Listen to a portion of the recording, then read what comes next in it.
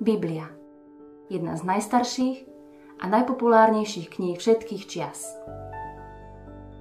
Ale je to iba kniha? Alebo je to omnoho viac? My vo Wycliffe veríme, že Biblia je doslova Božie slovo pre nás. A myslíme si, že každý si zaslúži počuť ho v jazyku, ktorému najlepšie rozumie. Je tu však problém.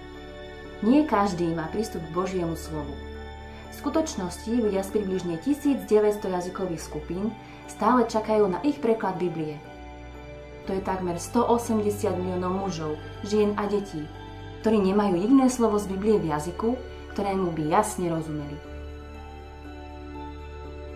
Keď ľudia nakoniec dostanú Bibliu v ich jazyku, životy sa im menia ohromujúcim spôsobom.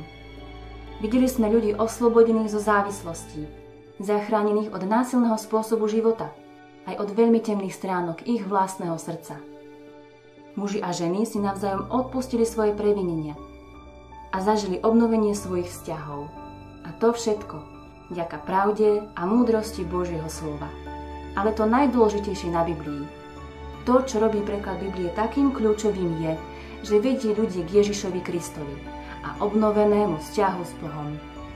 Toto je dôvod, prečo Wycliffe existuje. Kvôli tomuto aj v tejto chvíli pracujeme vo viac ako 1500 jazykových skupinách. Chceme im pomôcť počuť Božie slovo a nezáleží na tom, čo nás to bude stáť.